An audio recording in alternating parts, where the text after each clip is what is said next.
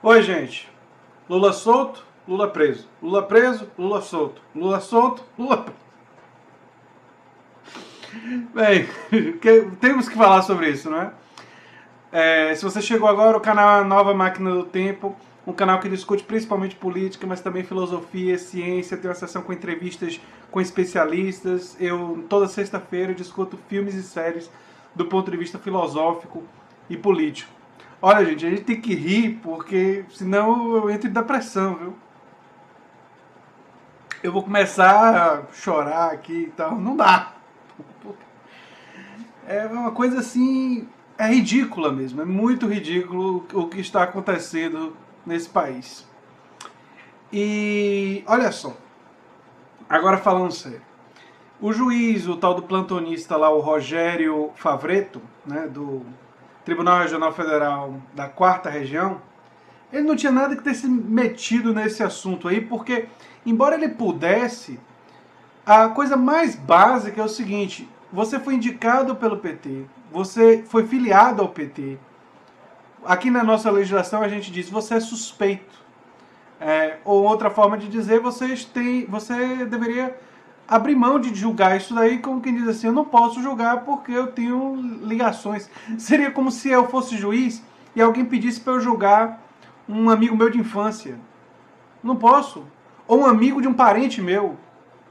Entendeu? Ou uma pessoa que é ligada a um partido que eu já fui filiado e convivi no partido durante um tempo.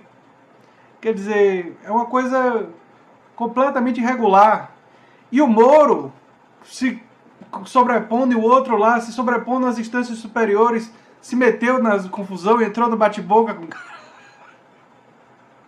Não dá, é um negócio... É ridículo demais, né? É ridículo demais. Cadê o nome dele? Eu esqueço. Gebran. Não, é Gebran Neto. O João Pedro Gebran Neto e o Moro. Não tem nada a ver. Isso, até um professor da PUC disse que é uma coisa completamente irregular. Isso é para ser julgado por instâncias superiores. Eles não tinham que se meter. E o Moro, quer dizer, um cara que a gente falando de um certo grau de imparcialidade impossível, mas um certo grau de objetividade, um certo grau de distanciamento é salutar. E o Moro vira e mexe, tem fotos dele com grandes lideranças do PSDB. Ele tem direito de ter a opinião dele lá, mas enquanto juiz, fica parecendo o quê? Que ele está fazendo um julgamento enviesado, não é? Que ele está julgando com mais severidade pessoas de outros partidos e não pessoas do partido pelo qual ele tem simpatia. Isso é... Quer dizer, eu não estou dizendo que isso é real, mas a aparência é essa. Então o Moro também está tendo uma atitude completamente equivocada. Se ele é uma pessoa com ligações políticas, com preferências políticas públicas e tal, ele tinha que, igualmente que nem o Favretto, te dizer: não posso julgar, não é comigo. Deixa um juiz que não tem essas ligações com a disputa política julgar, mas não, lá vai ele também. Quer dizer, assim, a síntese do que os especialistas, e eu vou colocar um artigo para vocês aí, e não é bem um artigo científico, na verdade uma nota do jornal Folha de São Paulo sobre isso, e outros jornais estão dizendo, é que ficou assim absolutamente escancarada a nossa República das Bananas. Quer dizer, qual é a seriedade que se pode levar, né? Como nós podemos levar a sério um judiciário que age dessa maneira? É difícil, é difícil. E isso é resultado, parece que eu estava adivinhando, né? Não muito tempo atrás, eu falei em um dos vídeos meus sobre a ideia malucada do Bolsonaro de querer aumentar para 21 ministros do Supremo, que essa coisa de indicação política não é uma boa ideia para ministros e para o judiciário de uma forma geral. Porque a indicação política é uma coisa que torna o judiciário mais enviesado.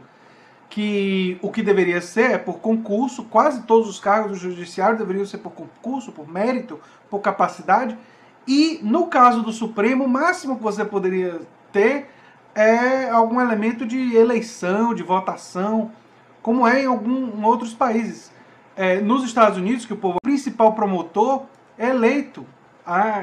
Existe um processo de eleição, não é todo mundo que vota, né? É uma coisa eleita pela corporação, mas existe um processo ali. Seria um pouco melhor do que simplesmente indicação de um político. Mesmo assim, teria politicagem, né?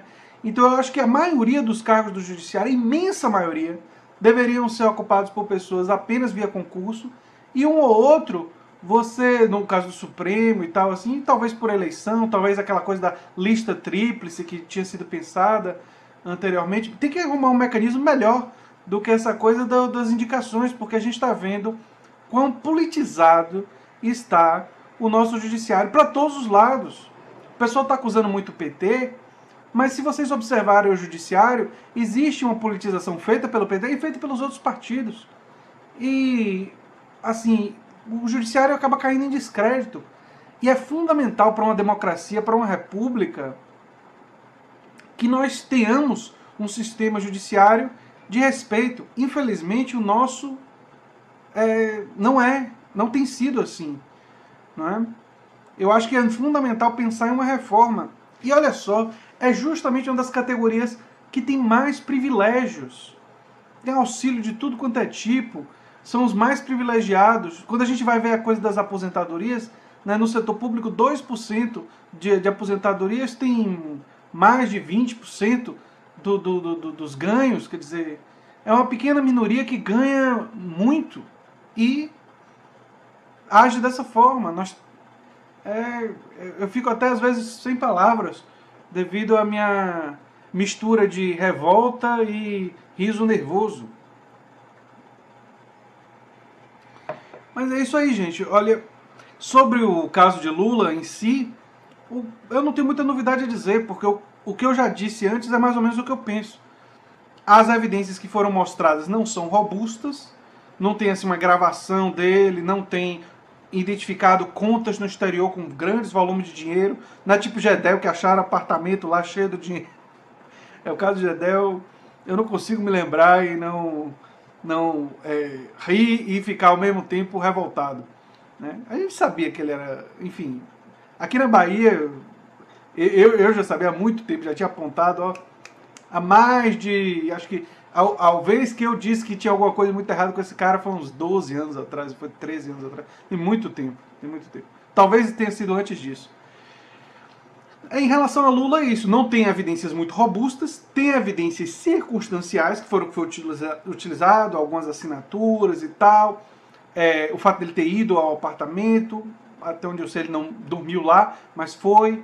Tiveram reformas que foram feitas. Enfim, é uma história meio estranha. Também ele acaba se dando mal, porque teve tanta corrupção no entorno que é difícil imaginar que ele não soubesse. Então, mas não foi essa a acusação. Quer dizer, a acusação, até onde eu sei que prendeu ele, a principal, foi a do triplex, que as evidências não são das melhores. Mas também não é dizer que não tem evidências. Tem evidências circunstanciais, não muito convincentes, mas tem algumas, enfim. E eu não sou especialista jurídico para ficar medindo se essas evidências circunstanciais são ou não são suficientes. A maioria dos especialistas que eu vi analisarem disseram mais ou menos o seguinte, que as evidências talvez fossem suficientes para uma condenação, mas não com o tamanho de pena que foi dado para um réu primário. Eu não sei, entra numa seara que eu não sou especialista, e quando eu não sou especialista em alguma coisa, eu tenho um certo cuidado. Agora, eu sou especialista em política, e do ponto de vista político, é absolutamente ridículo o que está acontecendo no judiciário. Quer dizer, no domingo começa o bate-boca, prende, não prende, e pessoas passando por cima das instâncias superiores. Quer dizer, o caso do Moro e do Gebran lá, que, enfim, o outro julgando uma coisa que já tinha sido julgada, dizendo que tem um fato novo, que Lula quer ser presidente, coisa que não é fato novo. Enfim, é muito complicado. É muito complicado o que nós estamos vendo aqui no Brasil. E eu gostaria que o caso do Lula fosse julgado não dessa forma, mas fosse julgado no mérito, para ver se as evidências são suficientes mesmo ou não, e que isso fosse discutido de forma clara, que é o mais importante. Se são suficientes, ele tem que estar preso, tem que ser preso, tem que ver qual é a pena adequada. Se não são suficientes, ele deve ser solto.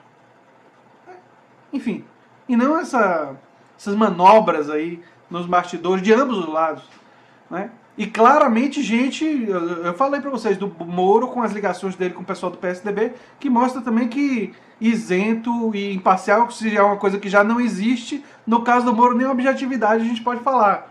Não é objetivo, né? Diante dessas ligações ele não é. E ele não deveria estar julgando coisas políticas se ele é um cara com tanta participação política. Se falava até em ele se candidatar e tal, repare. Pois é. Vamos ver o que é que vai acontecer aí. Mesmo com toda essa confusão e mesmo o Lula preso, ele continua liderando as pesquisas de opinião de voto, né? O Brasil realmente não é para amadores, não, porque é muita confusão, viu, gente? Eu vou te contar. Às vezes fica difícil até acompanhar, entender. Eu estava lendo aqui as matérias, algumas coisas me deixaram até um pouco confuso. Sou sincero com vocês em relação a isso. Mas é isso aí. Basicamente o que eu penso é isso aqui que eu disse no vídeo. E se tiver alguma novidade, por favor, tragam para mim, porque parece que a cada 5 minutos tem alguma coisa nova sobre isso aí.